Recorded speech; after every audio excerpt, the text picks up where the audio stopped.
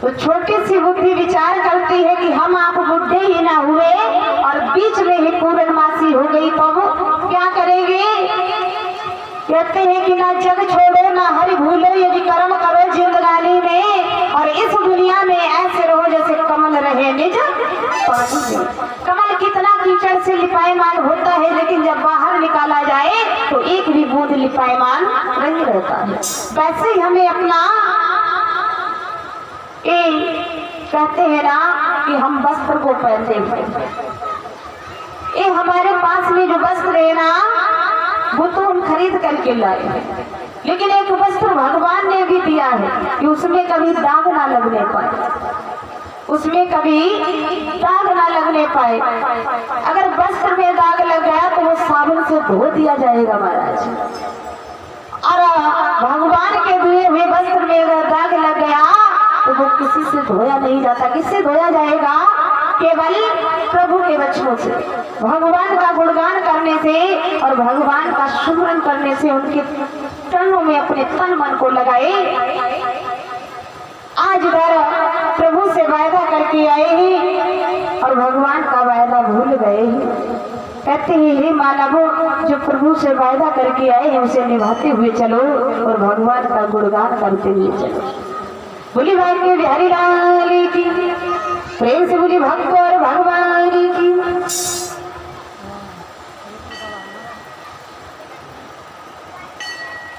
बोली सच्चिदानंद भगवान की। वही बार बोलेंगे सभी लोग तालियों के साथ में। बोली भाग्य बिहारी लाल की, कि तेरे संग में रहूंगी ओ मोहना, तेरे संग में रहूंगी ओ मोहना, तेरे संग में रहूंगी ओ साजना, तेरे संग में रहूंगी ओ साजना। अरे यो मोहना यो मोहना यो मोहना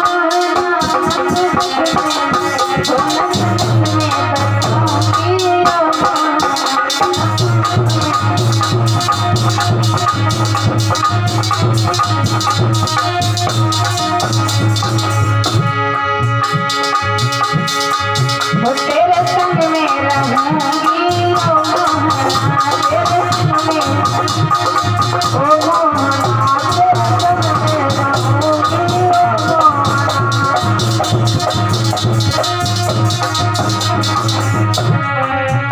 अरे तुम चंदन हम पानी बनोगे, तुम चंदन हम पानी बनोगे, तुम चंदन हम पानी बनोगे, तुम चंदन हम पानी बनोगे।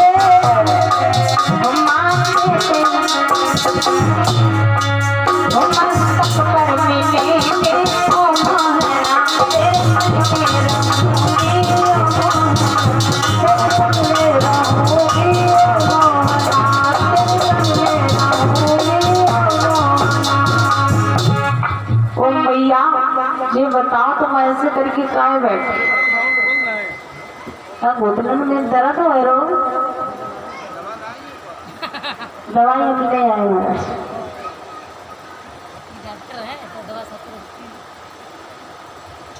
अब मत ताली बजा लो, बोल लो बुढ़ापे को भगवान को भजन, ये साथ में जाएगा और कुछ नहीं जाए। हाँ कि तेरे संग में रहूंगी ओ मोहना, तेरे संग में रहूंगी ओ मोहना। भैया कुछ कह रही हो? कजो ना दांत ना तो करे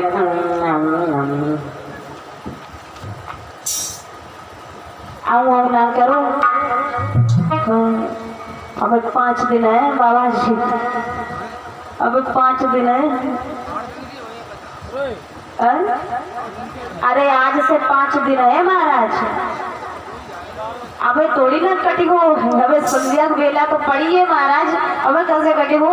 आज तुम बुराई करियो ना तो पाँव पानी नहीं मिली।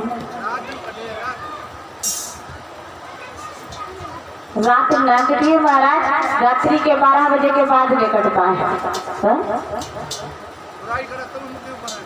हम बुराई नहीं करते हैं। अच्छा, तो तुमसे गांव वाले खुश है तो तुम्हें गांव वाले कुछ चुप खवाए जाते थे।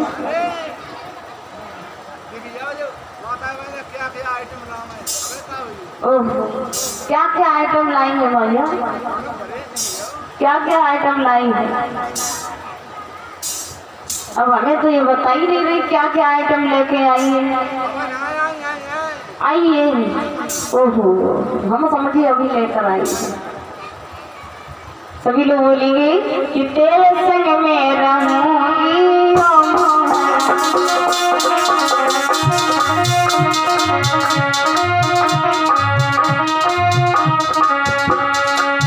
ये कुछ आती नहीं भैया, जो कूलर बात तरफ घुमा दो, हम गर्मी में बैठे रहिए, इनका गर्मी ना मारे। तो तेरे संग में रहूंगी तेरे संग में रहूंगी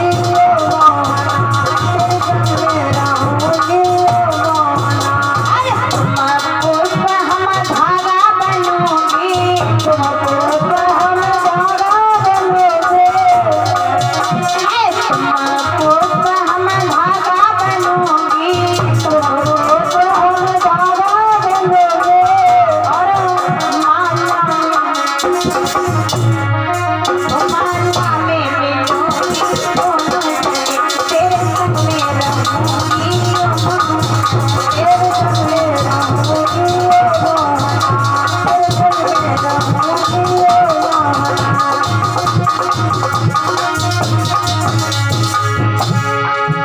और तुम बड़का हम छोटा बनेंगे, तुम बड़का हम छोटा बनेंगे, तुम बड़का हम छोटा बनेंगे, तुम बड़का हम छोटा बनेंगे। और बताओ वो पांडल में मिलेंगे तेरे संग में रहूंगी, तेरे संग में रहूंगी, तेरे संग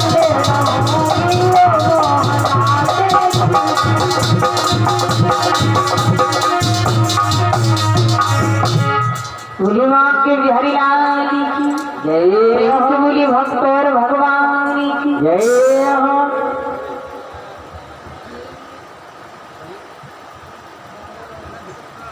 आज इधर सूत जी महाराज कहने लगे हे स्वंकाता दृश्यों, किधर हो?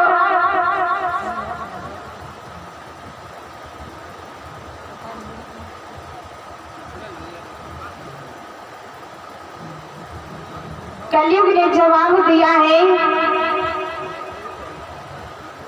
कि मनुष्य का शरीर है, इसे प्रथा लगा। हेलो लगा भैया हैंडल में जनरेटर समोसा मिले हैं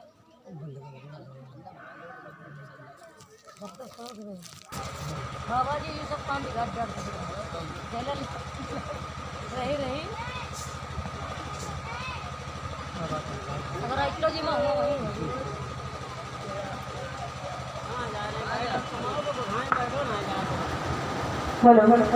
बोली बात के बिहारी लाल की जय हो। आज इधर कलयुग ने जिस समय इतने वचनों को गाए, तो उसी समय महाराज कहने लगे कलयुग तुमने अपने गुण बता दिए।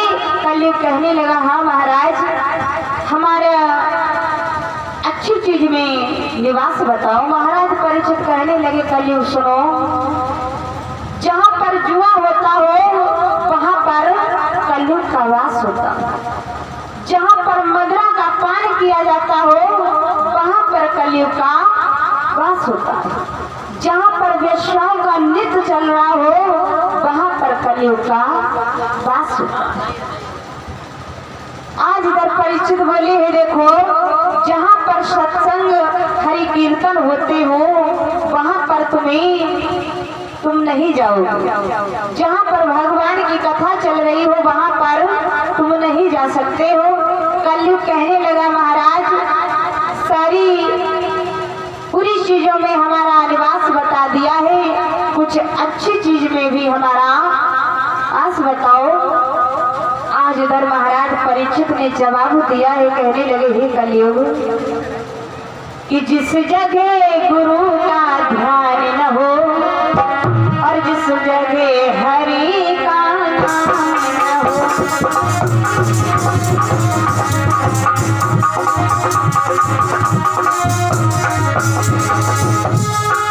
जिस जगह गुरु का ध्यान न हो, जिस जगह हरि का नाम न हो, जिस जगह सूर्य की कांति रहे, बस वही तुम्हें स्थान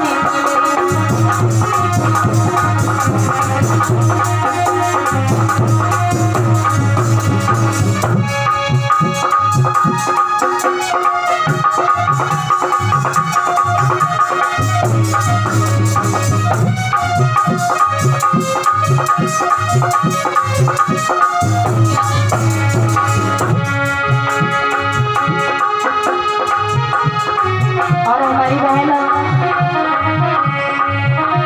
अपने कर कमलों से हमें फूलों का हार पहना करके मेरा स्वागत कर रही है और भगवान के चरणों में फल और साथ में दक्षिणा भी प्रदान कर रही है, हमें स्वर्ण मुद्राओं से सम्मानित कर रही है। ये पहनाए लाई है फूलों का हार और सुखी रहे इनका परिवार, आशीर्वाद ले मेरा है तो तेरा सपा।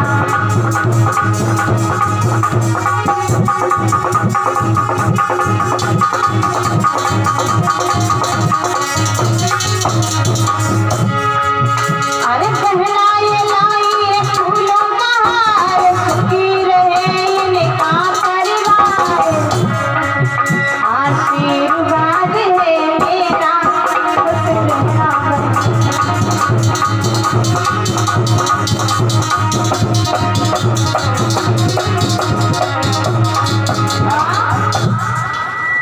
इधर महाराज परीक्षित ने जवाब दिया है कि जहां पर गुरु का तिरस्कार हो रहा हो, जहां पर भगवान का नाम ना हो, जिस जगह सूर्य की कांति हो, जाओ उस जगह पर तुम्हारा स्थान। सर्व सोने में कलयुग का वास बता दिया।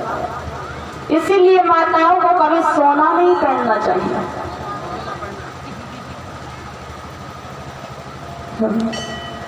अब माताएं सोच रही होगी कि इतने महंगे महंगे गहने पहने हुए हैं और शास्त्री जी बता रहे सोना नहीं पहनना चाहिए। कौन सा सोना नहीं पहनना चाहिए?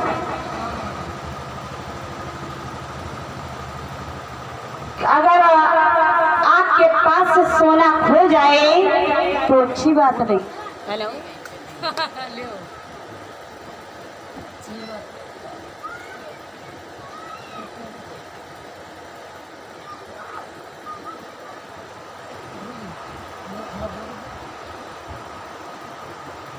क्योंकि खोया हुआ सोना और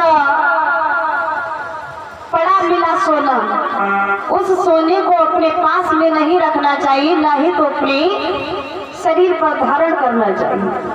महाराज परीक्षित जो थे, जो अपने शीश पर मुकुट को लगाए हुए थे, विंध्यर्व देश के राजा का मुकुट था जो विजय श्री में मिला हुआ था, आज कलयुग उस मुकुट में समा गया है। माताओं को कभी मिला हुआ सोना नहीं पहनना चाहिए। और वैसे माताएं अपने पास से पैसों से खरीद कर रोज पहने, भूख पहने माताएं, लेकिन चोरी का नहीं और ना ही तो किसी का मिला हुआ सोना पहनना चाहिए। और आजकल महाराज क्या हो रहा है मालूम है नरेंद्र भैया? कहीं शादी बराए तो कुछ ऐसे भक्त माताएं होते हैं, अगर माताओं की पायलें अच्छी लगी तो कहो सोते समय से धागा काट ले और निकाल ले जाए। तो क्या को मतलब तुमने करके देखो? हमने करके ना देखो। हम अभी यहाँ आने से पहली तारीख को गए हुए थे महाराज, लड़की की शादी थी तो उसे मैंने तैयार किया। और वहाँ शादी में एक छोटी सी बिटिया थी, उसने एक माता जी की पायल गायब कर दी। हाँ, आंखों की देखी हुई बातें, पायलों को गायब कर दिया और एक टच वाला मोबाइल भी गायब कर दिया। देखिए, अगर बच्चे कहीं से चोरी करके आते हैं तो माता पिता का कर्तव्य बनता है कि उनसे पूछना चाहिए, ऐसी वस्तु आपसे कहां से मिली, कहां से पाई है, किसने दी। अगर माता पिता ने उसको रख ली और पूछा नहीं तो बच्चे के कर्म बिगड़ जाएंगे। और उनकी खास कर रिश्तेदार की बिटिया थी तो कभी चोरी नहीं करनी चाहिए। जितना अपने आप अपने पास से जुड़े उससे अपनी वस्तु खरीदनी चाहिए, किसी को तकलीफ दुख नहीं देना चाहिए। यही हो रहा है और ये करना नहीं चाहिए। आज उधर महाराज मुकुट को लगाए हुए हैं, उसी में कलयुग समा गया है। महाराज परीक्षित वापस लौट करके जिस समय आए हैं, सारी रात्रि विश्राम किया है, प्रातः काल हुआ है, अस्त्र शस्त्र को लिया है, दोबारा से शिकार करने के लिए चल देते हैं। इधर महाराज परीक्षित जब चले हैं, जा करके वन में पहुंचे, बड़ी तेज की धूप है, प्यास लगी हुई है। महाराज परीक्षित चलते चलते कहाँ पहुंचे, जहाँ पर समीप ऋषि का आश्रम बना हुआ है। समीप ऋषि समाधि को लगाए हुए बैठे हैं। महाराज परीक्षित ने जब देखा है तो सोचने लगे हैं कि मुझे ये लग रहा है कि ये कोई ढोंगी महात्मा है जिसने मुझे देख करके अपनी आंखों को बंद कर लिया है। आज महाराज परीक्षित कहने लगे हैं कि मैं कान्हा नहीं, कुरूप नहीं, पृथ्वी पर न संतान नहीं, फिर भी क्या इस ब्राह्मण ने मुझे देखना गवारा किया कि इतना साज से किसी ने अपमान हमारा किया नहीं, फिर भी क्यों इस ब्राह्मण ने भैया देखना गवारा किया। महाराज परीक्षित खड़े खड़े देख रहे हैं और महाराज परीक्षित कहने लगे एक ऐसा महात्मा है, मुझे लग रहा है कोई ढोंगी महात्मा है। आज इधर महाराज परीक्षित के शीश पर जो मुकुट लगा हुआ है उसमें कलयुग विराजमान है। कलयुग ने भी अपने दांव को दिखा दिया है कि इसी पर्दे में छिपा हुआ और था नरेश का काल, उधर एक सरप दिया समीप ऋषि के गले में। महाराज परीक्षित ने जिस समय देखा है पास में एक सर्प मड़ा हुआ पड़ा है, महाराज परीक्षित ने उस सर्प को उठाया और समीप ऋषि की गर्दन में डाल दिया। छोटे छोटे बच्चे खड़े हुए हैं, देखा है कि महाराज परीक्षित ने समीप ऋषि के गर्दन में मरा हुआ सर्प को डाल दिया। आज बच्चे दौड़ते हुए चले हैं, कहाँ पहुंचे, श्रृंगी ऋषि के पास में। श्रृंगी ऋषि गंगा जी में स्नान कर रहे हैं। बच्चों ने जवाब दिया है, कहने लगे हे भैया श्रृंगी ऋषि, क्या तुम्हें पता है एक राजा ने आपके पिता का बहुत बड़ा अपमान किया है, एक मरे हुए सर्प को आपके पिता के गले में डाल दिया है। श्रृंगी ऋषि ने जब ये सुना है कि हमारे पिता का अपमान हुआ है तो आज श्रृंगी ऋषि तपस्या कर रहे थे। बच्चों के कहने पर श्रृंगी ऋषि को क्रोध आया। श्रृंगी ऋषि ने महाराज परीक्षित को श्राप दे दिया है। क्रोध में आकर के जिस समय श्राप दिया है, इधर श्रृंगी ऋषि ने क्या श्राप दिया है कि आज से 7वें रोज महाराज परीक्षित को एक तक्षक नाम का श्राप महाराज परीक्षित को डस लेगा। और जिस समय श्राप को दिया है तो आज महाराज परीक्षित वहां से जब चले ही, इधर समीप ऋषि की नेत्र जब खुले समाधि से जागे तो आज इधर समीप ऋषि ने जब देखा है तो जवाब दिया है, बेटा तुम्हें उन्हें श्राप नहीं देना चाहिए, क्योंकि जब तक महाराज परीक्षित जीवित थे तब तक सिंह बकरी एक ही घाट पर पानी को पीते हैं। महाराज परीक्षित के जैसा कोई भी राजा नहीं है। समीप ऋषि ने श्रृंगी ऋषि को समझाया है। आज समीप ऋषि ने जवाब दिया है, कहने लगे जाओ जा करके कोई महाराज परीक्षित से कह दे जाके कि आज से 7वें रोज तुम्हारी मृत्यु है और जा करके तुम भगवान का भजन करो, भगवान की कथाओं को सुनो, जिससे तुम्हारा कल्याण होगा। महाराज परीक्षित ने क्या किया है, सेधित अपने को लिया है।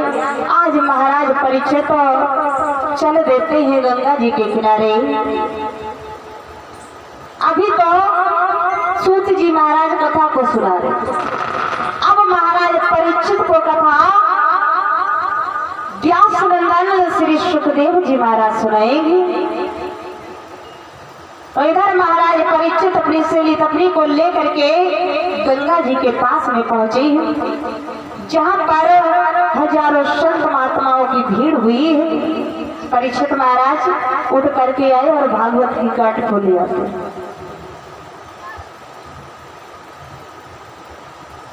आजा परीक्षित महाराज।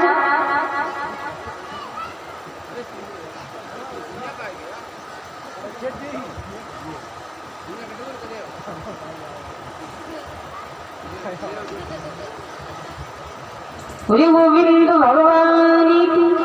ये बताओ मतलब कथा कौन कौन करा रहा है महाराज? ग्राम समाज से हो रही है, कमेटी से।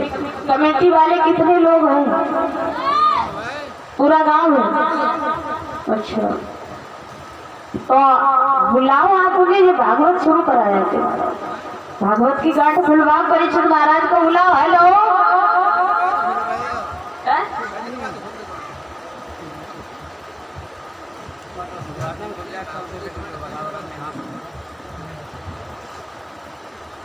बोले गोविंद भगवान की।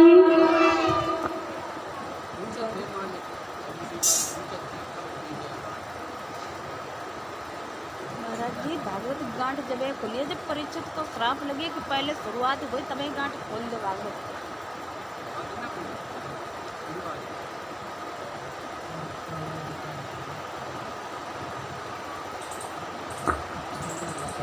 बोले भगवान भगवान की।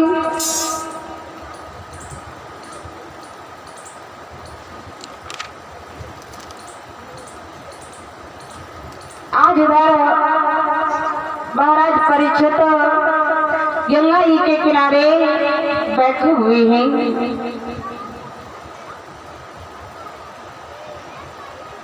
जिस समय गंगा जी के किनारे बैठे हुए हैं महाराज परीक्षित,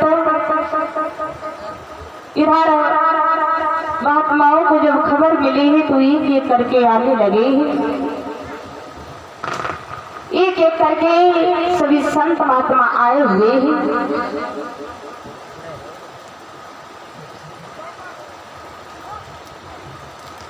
और जब एक एक करके सभी संत महात्मा आए हुए हैं, इधर श्री सुखदेव जी महाराज भी आए हैं कि योगिया भेष में राजा है और पास में विशालक बैठे हैं।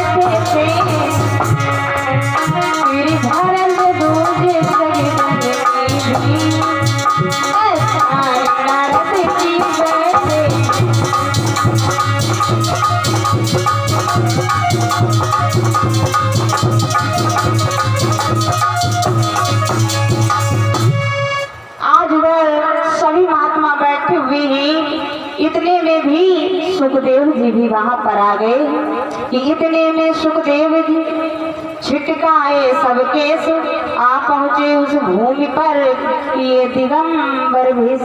महाराज सुखदेव जब आए हैं तो संत महात्मा उन्हें देखा है। महाराज परीक्षित ने जब देखा तो जा करके श्री सुखदेव जी के चरणों पर मस्तक को टेक दिया है। इधर जब मस्तक को टेक दिया है, सभी संत महात्मा कहने लगे जब तक इस जगत में पिता जीवित है तब तक बेटे का मान सम्मान किसने बताया है। तो पास में बैठे हुए 12 कहने लगे ये शायद तुम्हें नहीं पता है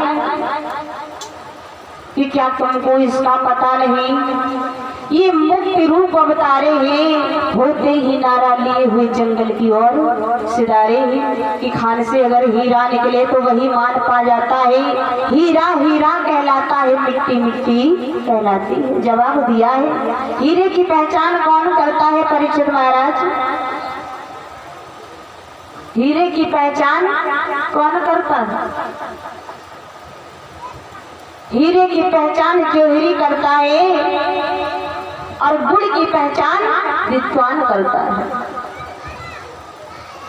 आज इधर श्री सुखदेव जी महाराज बैठे हुए हैं, राजन परीक्षित को कथा सुनानी प्रारंभ कर दी है।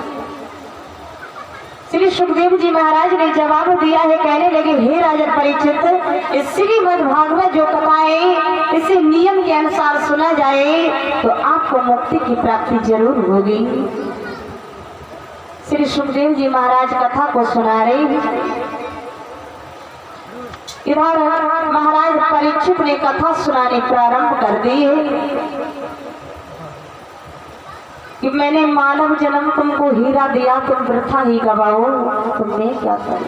भगवान ने कितना सुंदर शरीर दिया है कि कहते हैं कितना सुंदर दहेज हरिका दीनी जो उत्तम काया है। प्रभु ने कितना सुंदर शरीर दिया है, इसे वृथा न गवाओ। कितना सुंदर दहेज हरिका दीनी जो उत्तम काया है। जैसे हम आप बेटी का विवाह करते हैं तो नाना प्रकार से दहेज देते हैं, फ्रिज है, कूलर है, वॉशिंग मशीन है, डबल बेड, सिंगल बेड, ना जाने कौन कौन से बेड दे देते हैं महाराज, और कहते हैं हमने अपनी बिटिया को ये दिया वो दिया, सब कुछ दे दिया। लेकिन भगवान का धन्यवाद कभी नहीं करते हैं कि प्रभु ने हमें इतना सब कुछ दिया है, इतना सुंदर दहेज दिया है उस परम पिता परमात्मा ने, इतने सुंदर हाथ दे दिए जिनसे भोजन बनाओ, खुद खाओ, दूसरों को खिलाओ, दूसरों को दान करो। इतने सुंदर पैर दे दिए जिनसे चल करके कहीं भी आप जा सकते। इतने सुंदर कान की जगह कान दे दिए, अच्छी बातों को सुनो, जो गलत बोलता हो उसे ना सुनो, अपने अंदर सुधारण करो लेकिन बाहर निकाल दो। इतनी सुंदर आंखें दे दी। कोई भी वस्तु खाने के लिए बैठे महाराज, किसी चीज को खाने के लिए बैठे, कितनी सुंदर आंखें हैं जो आंखें पहचान कर लेती ये चीज अच्छी है या खराब।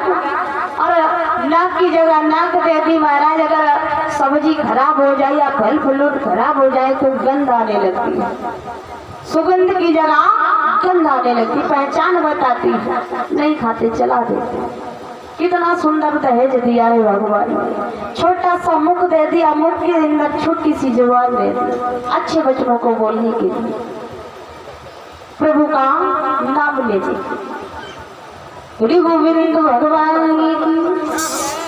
आज इधर श्री सुखदेव जी महाराज राजा परीक्षित को कथा सुनाने प्रारंभ कर दी है।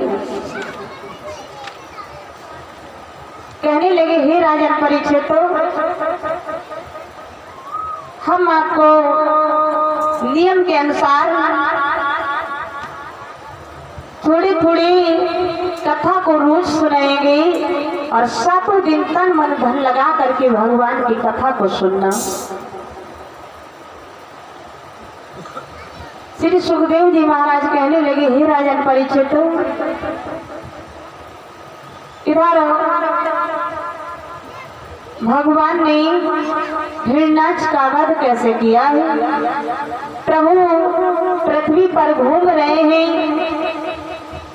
श्री सुखदेव जी महाराज कहने लगे हे राजन परीक्षित, यहाँ पर भगवान 24 अवतारों को धारण करेंगे। संसार दिन प्रतिदिन बढ़ता हुआ चला जा रहा था। ब्रह्मा जी की विनय पर भगवान प्रकट हुए हैं। भगवान कहने लगे हैं कि हे प्रभु, ब्रह्मा जी ने जवाब दिया, हे श्री हरि नारायण, भला एक कमल के पत्ते पर ये संसार कैसे ठहर पाएगा। तो उसी समय भगवान ने जवाब दिया है, देवो तुम चिंता ना करो। आज इधर भगवान ने जवाब दिया है, ब्रह्मा से कहने लगे तुम चिंता ना करो, मैं तो स्वयं उस मर्यादा का ध्यान रखता हूँ। प्रभु ने जवाब दिया है, कहने लगे हे ब्रह्मा कि बोले भगवान तनिक ठहरो और मैं अभी उपाय कराता।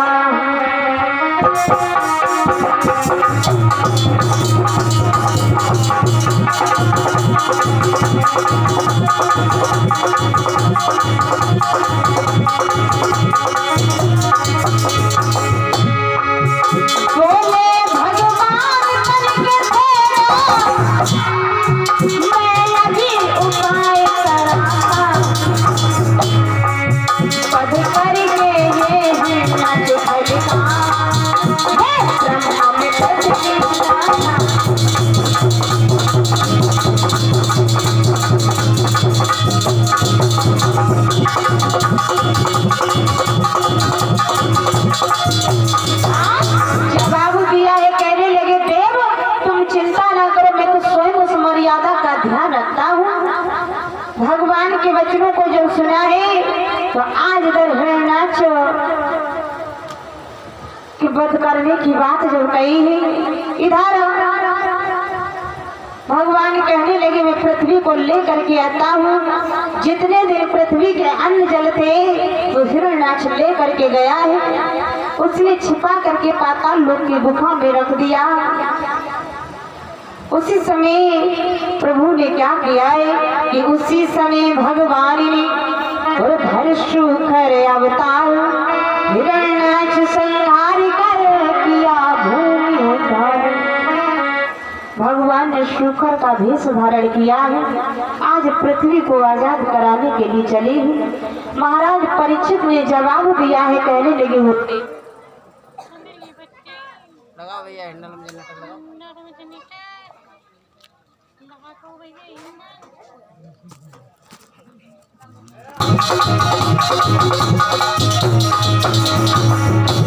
महाराज परीक्षित पूछ रहे हैं, कहने लगे गुरुदेव क्या इसका वध करने वाला कोई देवता नहीं था। श्री सुखदेव जी महाराज कहने लगे हे राजन परीक्षित सुनते रहो, ये सुने कर कहा परीक्षित प्रभु हिरण्याक्ष ये कैसा क्या इसका वध करने वाला जग मेरा कोई देवता।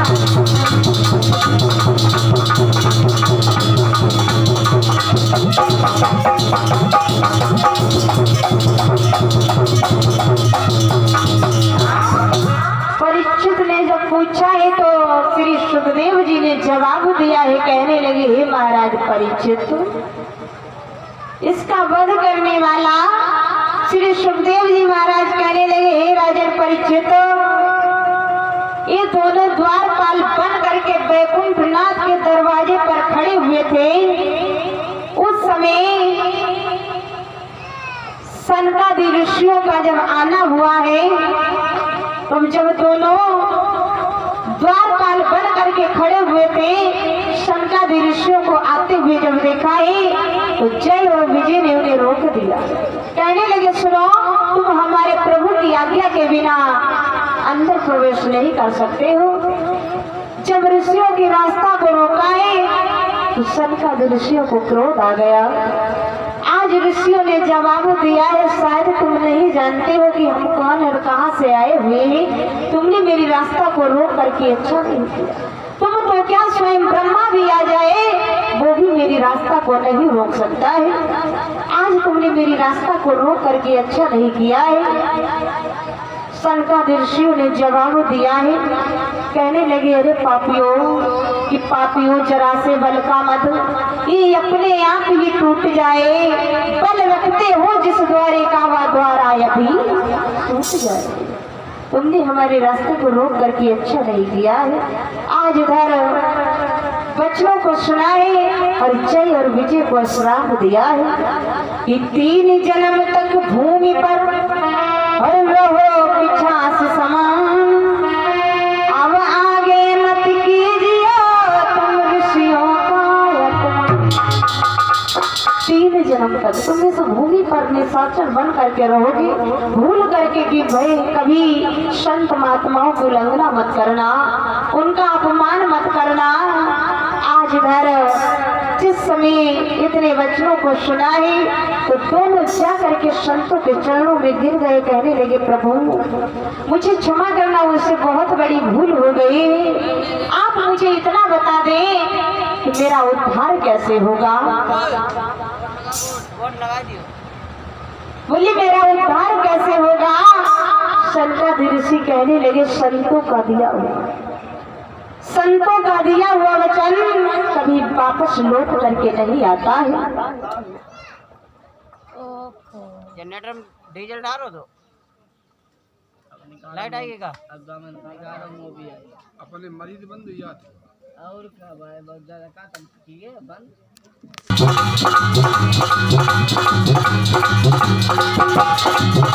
पानी को बबूला है, पानी को बबूला है, मेरी गाय को पानी है, तू गाय जाए वो बरसाती है, तू गाय जाए वो बरसाती है।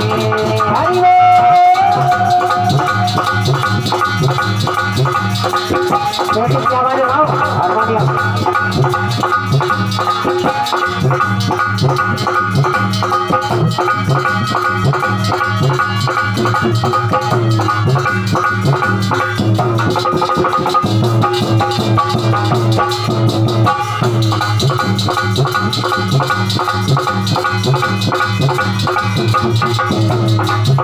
क्यों करता मेरा मेरा या कुछ भी नहीं है तेरा, क्यों करता मेरा मेरा या कुछ भी नहीं है तेरा, कितने होगा भैया तेरा मैं गति के तेरा, कितने होगा भैया तेरा हमारे गति के तेरा। कछु कमाए नहीं पाए, कछु कमाए तो ले जाए, ऐसी दीवानी मर जाए तू भरमानी तू मर जाए तू भरमानी हरि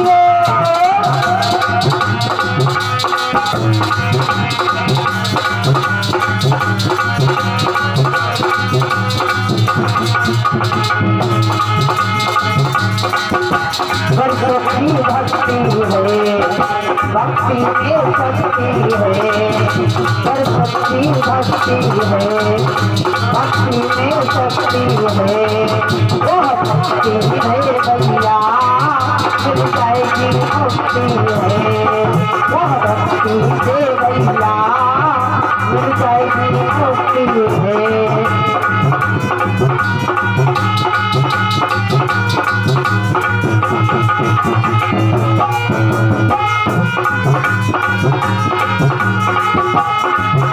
करने वाला कर लिखो सारे जीवन लो, करने वाला कर लिखो सारे जीवन लो, आना पानी है तो दूर के मर जाए, हर पानी है तो दूर के मर जाए, हर पानी है।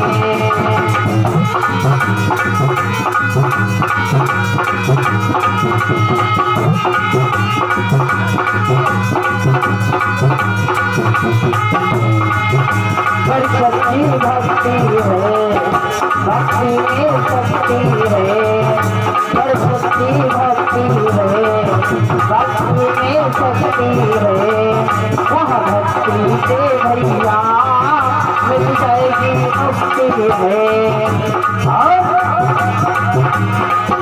करने वाला कर लिखो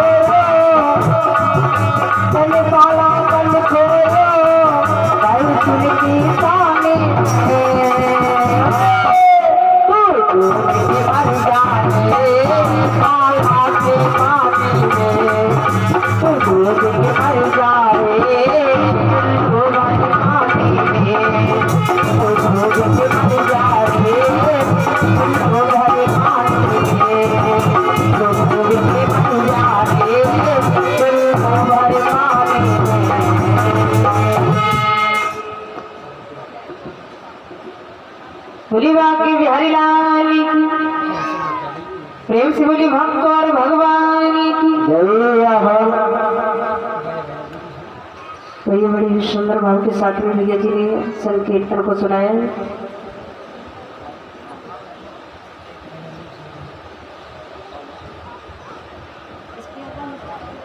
हेलो हेलो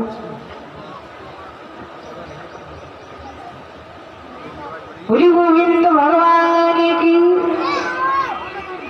तो आज इधर श्री सुखदेव जी महाराज कहने लगे, हे राजन परीक्षित, तो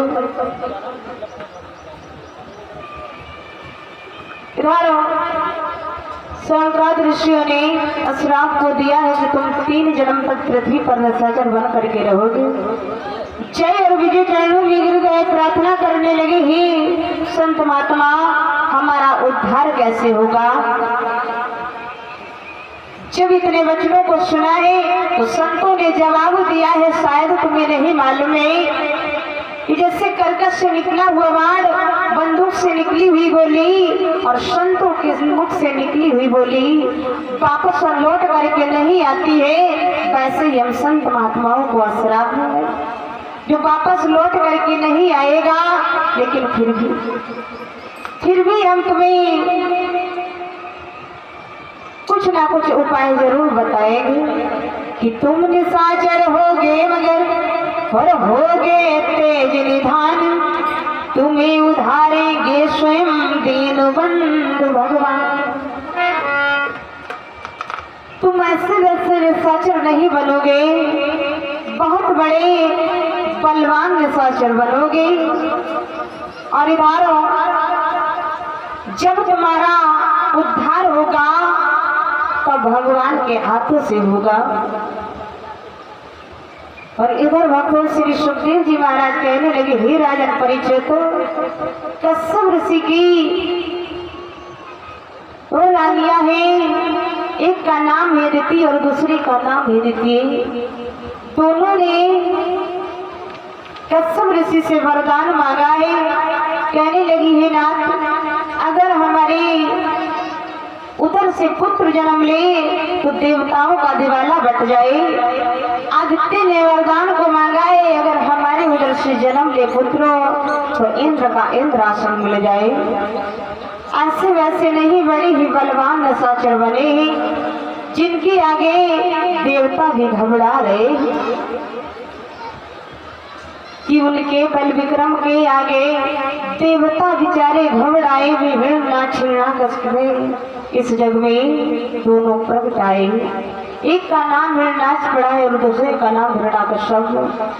धीरे धीरे जब दोनों कुछ बड़े हुए हैं, हिरण्याक्ष ने क्या किया है, देवताओं को सता रहे हैं, इंद्र का इंद्रासन हल रहा है। हिरण्याक्ष ने पृथ्वी का हरण कर लिया है, जा करके पाताल लोक में छिपा करके रख दिया है। इधर भगवान शुक्र का वेश धारण किए हैं, मैया पृथ्वी को आजाद कराने के लिए चले हैं। जिस समय भगवान पृथ्वी को आजाद कराने के लिए चले हैं, भगवान ने पृथ्वी को अपने हाथ पर रख लिया है और ले करके चल देते हैं कि शुक्र भगवान घूम लेकर और पाताल लोक से आते हैं।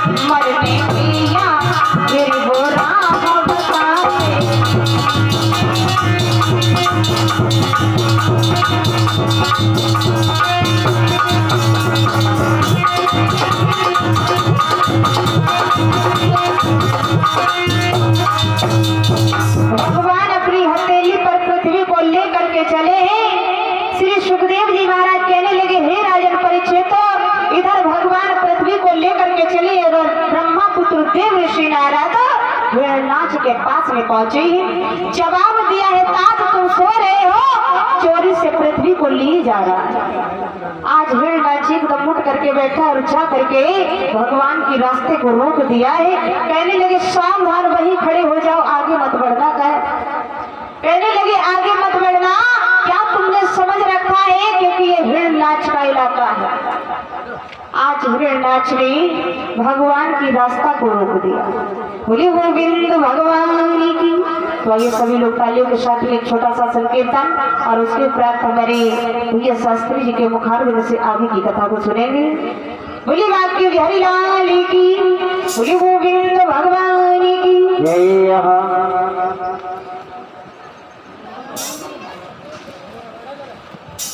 सभी लोग बोलेंगे, सभी माताओं से कामना करेंगे और सभी माताएं बोलेंगे।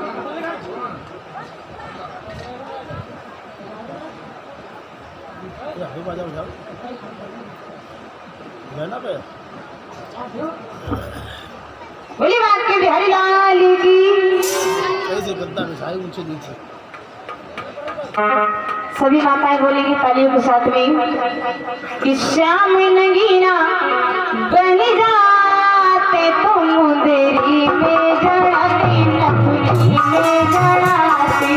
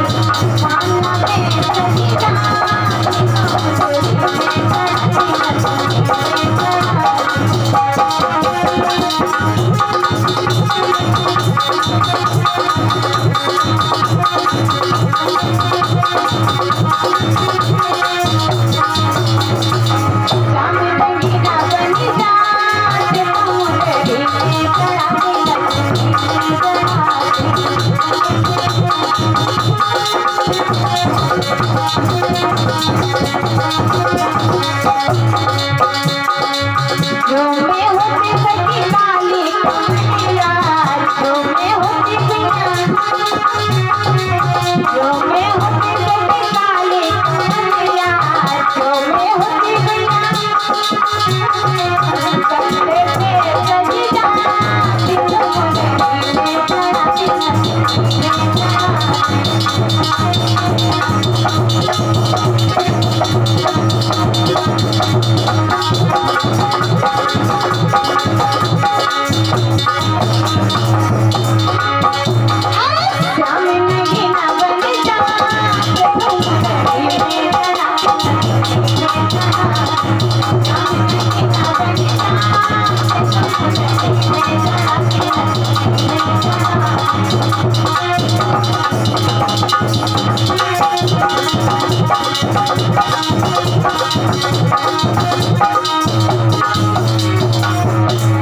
बोली बाप के बिहारी लाल की, प्रेम से बोली भक्त और भगवान की। वाणी को ब्राह्मण बड़े भैया शास्त्री जी के मुखारबिंद से बड़ी सुंदर मधुर आवाज के साथ में आगे की कथा को सुनेंगे। बोले सच्चिदानंद भगवान की।